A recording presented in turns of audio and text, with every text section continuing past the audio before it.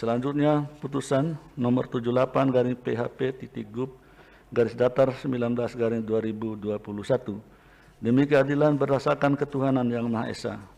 Mahkamah Konstitusi Republik Indonesia yang mengadili pada tingkat pertama dan terakhir menjatuhkan putusan dalam perkara perselisihan hasil pemilihan gubernur dan wakil gubernur Provinsi Bengkulu tahun 2020 yang diajukan oleh 1. Agusrin Mariono, 2. Dr. Insinyur H.M. Imron Rosadi MM MSI berdasarkan surat kuasa khusus tanggal 19 Desember 2020 memberi kuasa kepada Z. Riansa S.H. dan Yasrijal Yahya S.H. selanjutnya disebut sebagai pemohon terhadap Komisi Pemilihan Umum Provinsi Bengkulu.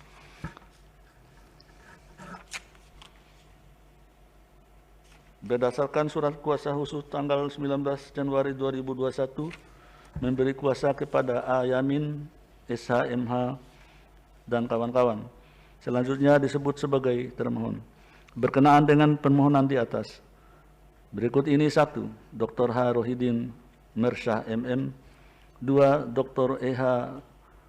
Rosjonsyah SIP MSI berdasarkan surat kuasa khusus tanggal 18 Januari 2021 memberi kuasa kepada Arkan Cikwan SH dan kawan-kawan.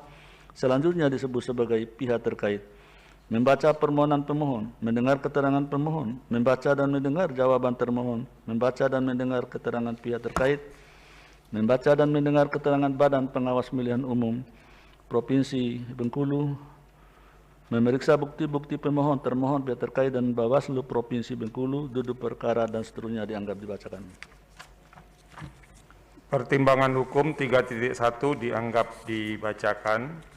3.2 berkenaan dengan berkas permohonan bahwa perbaikan permohonan bertanggal 19 Desember 2020 yang diajukan pemohon melalui luring atau offline diterima oleh kepanitiaan Mahkamah pada hari Senin tanggal 28 Desember 2020 pukul 14.07 WIB berdasarkan tanda terima tambahan berkas perkara nomor 112 dan seterusnya tahun 2020, sehingga perbaikan permohonan pemohon tersebut telah melewati tenggang waktu pengajuan perbaikan permohonan.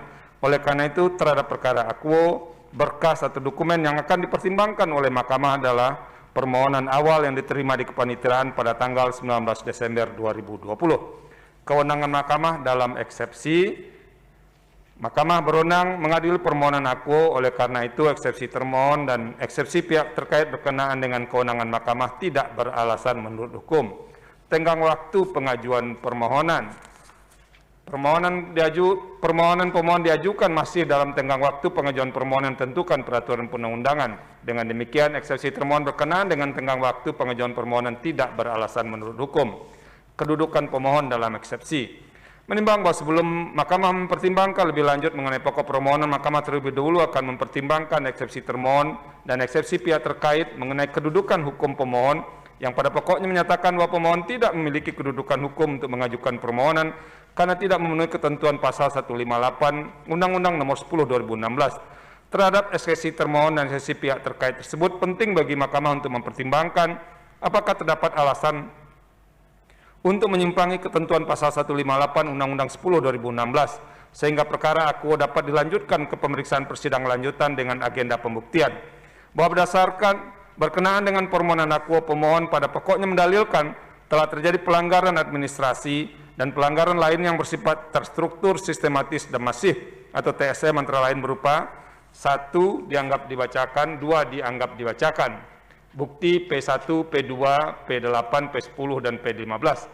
Bahwa setelah Mahkamah mendengar dan membaca secara saksama jawaban bantahan termohon, keterangan pihak terkait, keterangan Bawaslu, serta memeriksa alat-alat bukti yang diajukan oleh para pihak, bukti T1 sampai dengan bukti T36, bukti PT1 sampai dengan bukti PT16, bukti PK1 sampai dengan bukti PK33, dan fakta yang terungkap dalam persidangan, Mahkamah mempertimbangkan sebagai berikut. 1, 2 dianggap dibacakan.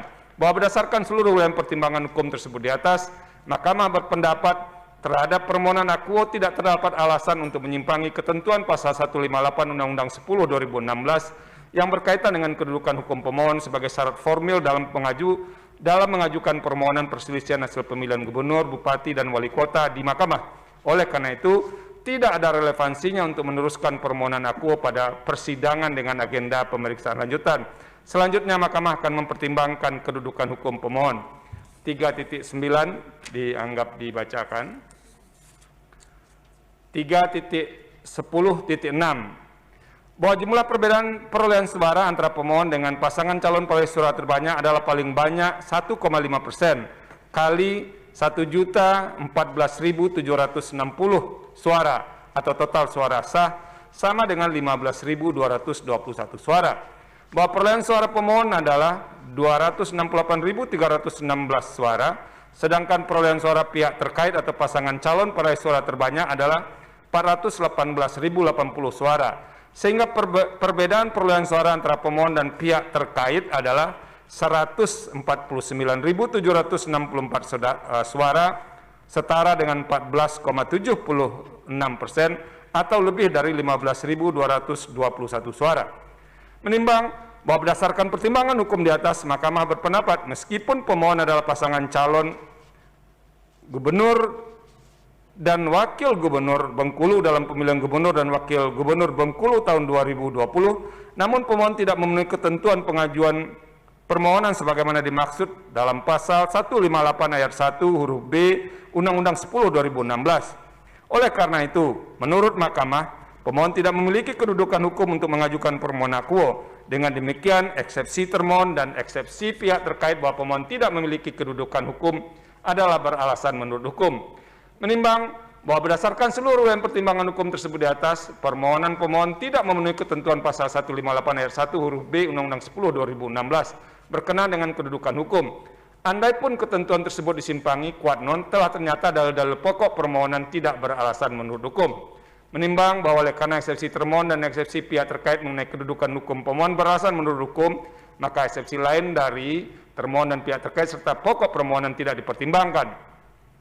Menimbang bahwa terhadap dalil-dalil lain berkaitan dengan permohonan akuo tidak dipertimbangkan lebih lanjut karena menurut Mahkamah tidak ada relevansinya dan oleh karenanya harus dinyatakan pula tidak beralasan menurut hukum.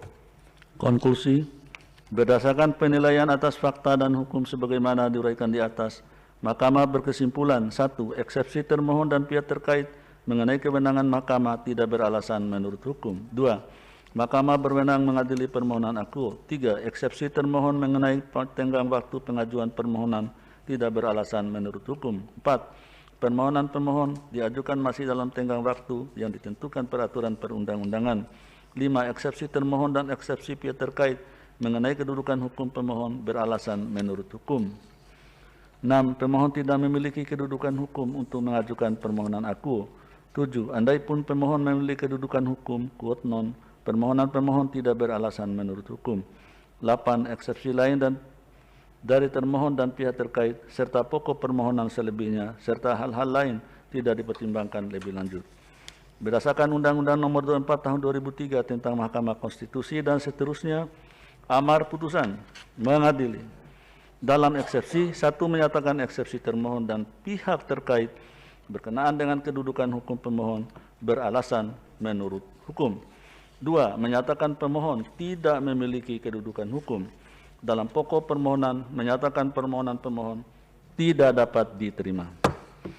Demikian diputus dalam rapat permusyawaratan hakim oleh 9 hakim konstitusi, yaitu Anwar Usman selaku ketua merangkap anggota, Aswanto, Wahiduddin Adams, Eni Nurbaningsi, Suhartoyo, Daniel Yusmik Pevoy, Arif Hidayat, Saldi Isra dan Manahan MP Situmpul masing-masing sebagai anggota pada hari Rabu tanggal 10 bulan Februari tahun 2021 dan diucapkan dalam sidang pleno Mahkamah Konstitusi terbuka untuk umum pada hari Selasa tanggal 16 bulan Februari tahun 2021 selesai diucapkan pada pukul 17.38 WIB oleh 9 hakim konstitusi tersebut di atas dengan dibantu oleh Anak Agung Dian Onita sebagai panitera pengganti dan dihadiri oleh pemohon atau kuasa hukumnya, termohon atau kuasa hukumnya, dan pihak terkait atau kuasa hukumnya, serta Bawaslu Provinsi Bengkulu atau yang mewakili.